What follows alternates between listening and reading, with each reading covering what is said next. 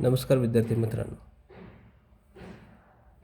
आपण अर्थमॅटिकल ऑपरेशन शिकत आहोत. त्यामध्ये आपण कंपाऊंड इंटरेस्ट आज पाहू. आपण तर यामध्ये पी इज इक्वल टू आपण पाहिलेलं आहे principal, R is equal to interest, N is equal to number of years आणि A is equal to amount. हे मागच्यासुद्धा आपण फॉर्म्युल्यामध्ये पाहिलेलं आहे. तर अमाऊंट काढण्याचा फॉर्म्युला इथं लिहून घ्या. P is equal to P in bracket 1 plus r divided by 100 and raised to n. या पद्धतीनं हा अमाऊंट काढण्याचा फॉर्म्युला आहे. आणि simple interest is equal to amount minus principal. अमाऊंटमधून प्रिन्सिपल वजा केले की सिम्पल इंटरेस्ट कॅल्क्युलेट होतो. अतिशय सोपं आहे. आता उदाहरण पाहू आपण. क्वेश्चन आहे, फाइंड सिम्पल इंटरेस्ट. दिसते का तुम्हाला? बरोबर, हा दिसते. Find simple interest on rupees 80,000 for 5 years at the rate 9% per annum.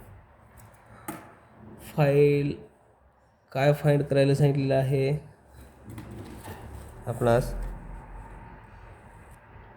Yes, compound interest काय फाइंड करायचं आहे? कंपाऊंड इंटरेस्ट कितीवरती? 80,000वरती. म्हणून इथं आपणास काय काय संख्या मिळाली हो? पी प्रिन्सिपल किती आहे? 80,000. N is equal to 5 years. R is equal to 9%. आणि आपल्याला काढायचं आहे कंपाऊंड इंटरेस्ट किती काढायचं, बरोबर आहे. मग आपल्याला माहीत आहे अगोदर अमाऊंट काढावं लागेल, कारण कंपाऊंड इंटरेस्टचा फॉर्म्युला काय आहे? कंपाऊंड इंटरेस्टचा की अमाऊंट मायनस प्रिन्सिपल. म्हणून अमाऊंट आपल्याला माहीत पाहिजे. अमाऊंट काढण्याचा फॉर्म्युला आहे P in bracket 1 plus R divided by 100 and raised to n. पी किती आहे? 80,000, बरोबर आहे. 1 प्लस 9 डिवायडेड बाय 100 आणि 5, बरोबर आहे. मग A is equal to 80,000 1 plus 9 भागिले 100 9 डिवायडेड बाय 100 करा कॅल्सीवरती 0.09 raise to 5. Okay, 8,000 in bracket 1.09 raise to 5. मग 8,000 आता याचं कॅल्सीवरती कन्वर्जन करून घ्या into 1.5386. 5 time calculate 5 time 1.09 into 1.09 into 1.09 into 1.09 into 1.09. 5 time calculate 5 time. Okay, मग काय येतं आपलं उत्तर पाहता. आता याचं दोनच आपण 80,000 इंटू 1.54 असं समजू आपण. मग किती येईल? 1,23,200. ए इज इक्वल टू अमाऊंट किती आली? 1,23,200. आता कंपाऊंड इंटरेस्ट काढता येतो पहा. कसं? A minus P, amount minus principal. Amount किती आहे? 1,23,200 मायनस प्रिन्सिपल किती आहे? 80,000. मग कंपाऊंड इंटरेस्ट किती मिळाला? 43,200. कंपाऊंड इंटरेस्ट किती आला? 43,200. आपल्यासमोर आता सेकंड उदाहरण आहे. What will amount to rupees 4 lakh in 3 years किती वर्षामध्ये? In 3 years at 6% compound interest. काय अमाऊंट मिळेल आपल्याला या 4 लाखाची? 4 लाखाची किती वर्षामध्ये? 3 वर्षामध्ये. मग आपल्याला काय घ्यायचं आहे? पी इज इक्वल टू काढायचं आहे प्रिन्सिपल अमाऊंट. ए अमाऊंट आहे 4 लाख, बरोबर आहे. 4 लाख रुपयाचं किती? 4 लाख रुपये what will be amount to 4 lakh, बरोबर आहे. 4 lakh amount is equal to 4 lakh मिळणार आहे. N is equal to 3 years and R is equal to 6%. Apply the formula. A minus P, sorry, A is equal to P1 plus R divided by 100 raised on या पद्धतीनं amount किती आहे? 4 lakh. Okay, is equal to principal amount काढायची आहे. 1 is equal to R किती आहे? 6% आहे की नाही, डिवायडेड बाय 100 आहे की नाही, रेज इंटू 3. आता पहा की 4 लाख. आता याचं दशांशमध्ये रूपांतर करून घेऊ.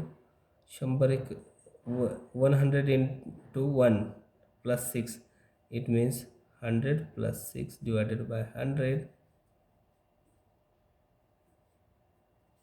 raised on 3. 4 lakh P 106 divided by 100 raised on 3. 4 lakh principal amount. Calculate 1.1910 1.1910 raised on 3. So P is equal to किती येतं याच्या अगोदर? 1.06 चा तिसरा, बरोबर आहे. आता पहा किती यायला पाहिजे? P is equal to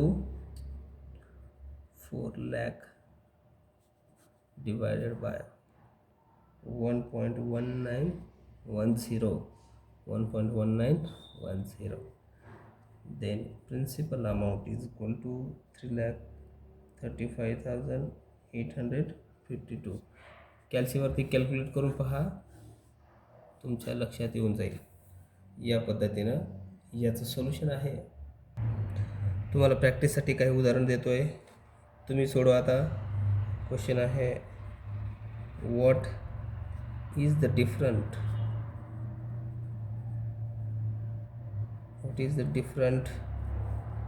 between compound interest and simple interest on sum of 4,400 for 3 years and 4% per annum. तुम्हाला काय करायचं आहे? आता डिफरन्स शोधायचा आहे. म्हणून एकदा सिम्पल इंटरेस्ट कॅल्क्युलेट करा, कंपाऊंड इंटरेस्ट कॅल्क्युलेट करा आणि इंटरेस्टची काय करा? वजाबाकी करा. तुम्हाला उत्तर मिळून जाईल, बरोबर आहे. आणखी एक सोल्युशन करा तुम्ही आता. Find the sum will amounted of rupees